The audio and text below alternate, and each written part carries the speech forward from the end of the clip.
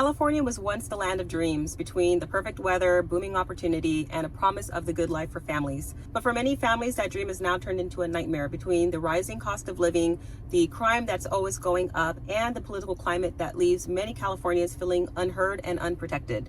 All right, so I'm pretty sure I'm going to leave California, and here's why. I'm a father of 4. I can't even let my kids go to the corner store, any of the corner stores around here. So in California, we decided to decriminalize drug use and possession of certain amounts. And then we decriminalized lower crime like theft under $1,000. If you live in California and you are worried about, the skyrocketing rents, prices of homes, inflation, gas that still hits $7 a gallon, the immigration issue, the fact that we don't have enough police and they're extremely underfunded, the crime is out of control, they don't want to insure homes or watches and they don't want cars, they don't want to insure anything. Tons of people are pulling out. The extreme amount of homeless we have, the fact that they are getting increasingly dangerous, the amount of crime that just never ceases to end. If you are worried about all these things as a Californian, I have good news for you. Instead of tackling any of these issues, Gavin Newsom has now started a podcast called Politickin'. I can't live in California anymore. I'm a social worker, a single mom of 3. I have a master's degree. I just got a decent job, but I can't support my family here. And the quality of life, it's not something I want to give my children. I'm currently sleeping in my parents' living room, and we live in a very dangerous area. I just don't see how our lives can improve here. Every single day we walk past gang activity, drugs, homelessness, and it's heartbreaking. And rent to live in a place like this is $2,000 to $3,000 a month. Anything in a slightly better neighborhood is over $3,000. And as a single mother, I don't know how I can afford that. Honestly, I don't know how anybody can afford that. And that's why I live in an area where there's multiple families in a 1-bedroom apartment, a 2-bedroom apartment. There's like 10 people living in a 2-bedroom, 8 people living in a 1-bedroom apartment, because no one can afford this. I've tried to live here. I've lived here most of my life. Recently, I've applied for some apartments and they require 3 times what the rent is. And that means that just to have a roof over my head, I would have to make $9,000. And I don't make that. I don't know who makes that. Aside from this, a few landlords have actually been really honest with me. They told me that after 2020, they've preferred to make their housing Section 8 housing to ensure that they are always getting a payment. You either make a ton of money or you are on Section 8. I'm part of the working class, and I also don't qualify for Section 8. So in terms of housing, I'm at a lost situation. So we're reaching out because we know there are other people out there that are just like us, that you're drowning in debt and you're killing yourselves to make ends meet. And bottom line, you're working your ass off, you're running as fast as you can, and at the end of the month, you have no money to put in the savings. You barely have enough to scrape by.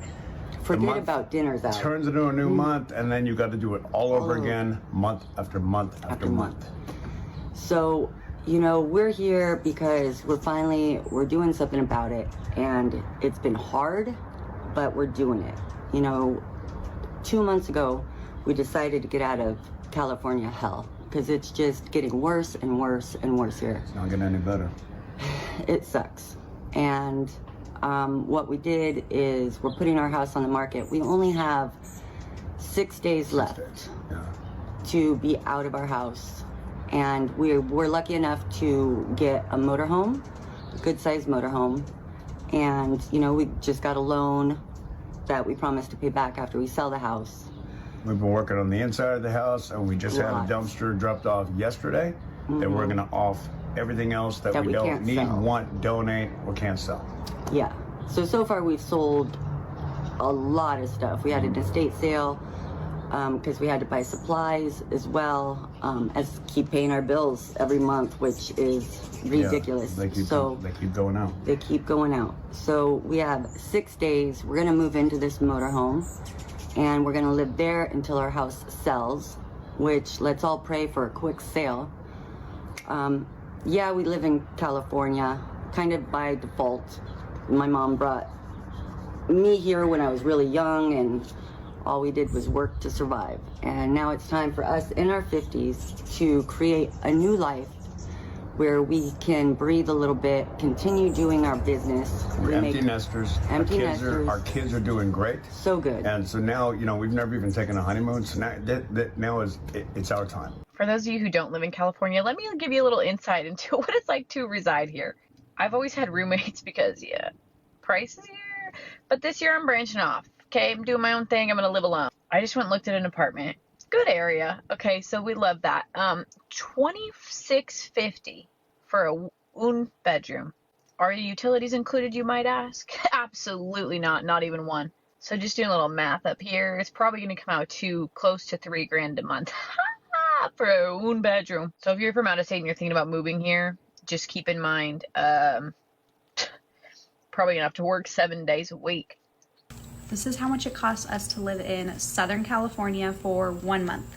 This is the month of July. I just closed out our books. So for reference, we live in Southern California. We bought this home that we're in right now 1 year ago, basically June of 2024. The house is 3,000 square foot, just to give you a rough idea. It was pretty bare bone. We have since done a pool, new fencing, patio cover, concrete, grass, all the things. But it was pretty bare bones, but it's 3,000 square feet. So the house was $625,000, making our mortgage $4,500 a month, but we pay $500 extra, so it comes out to $5,082 a month. So for the month of July, we have no solar, we have a pool that we heat, and we've been running the airlock because we're in Southern California and it's July. Our gas bill was $119.21. Our Edison was $400.29. Our Frontier was $89.99. Waste management, they took out $138, but it's for 3 months. So for 1 month, it comes out to $46.31. Vehicles, I drive a 2024 Ford Explorer. It costs $629 a month. His work van he rounds up and pays $1,200 a month. His 2025, this is his personal truck. It's 2025 F350 Super Duty. He rounds up and pays $1,200 a month. His motorcycle, $450 a month. Insurance for all the vehicles. We have 5 vehicles on it because we have another truck that's also paid off. Comes out to $750 a month. None of this is including any other expenses we did this month, like our fence, patio cover, anything like that. It also doesn't include any of the expenses that it costs him to run his company, like general liability, workman's comp, payroll, the phones for the company, literally none of that. Making our grand total $9,997.01 a month to live in Southern California.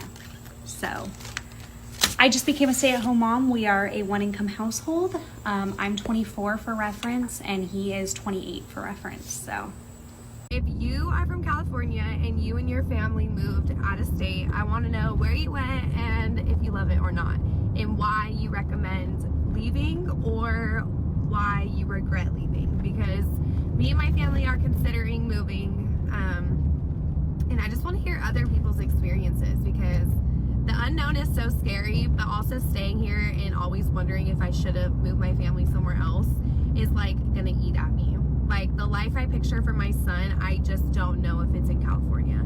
So in 2023 alone, 268,000 Californians packed up and left the state, which is staggering. That is so many people. And I did look into it because I wanted to know what states were the top states that Californians were moving to. And it turns out it was Texas, Arizona, Nevada, Washington, and Florida. Now, we left California in 2018. That's pretty much before the mass exodus began. And we left because we wanted a place that was more affordable and for some other reasons as well. Now, even though we are very happy that we left California, there is one thing that we do miss, and I'll share that with you in just a minute. Just recently moved from Northern California to Southern Georgia, and I had a lot of people requesting to do an update after I've been here for a little while. First and foremost, the humidity, the rain.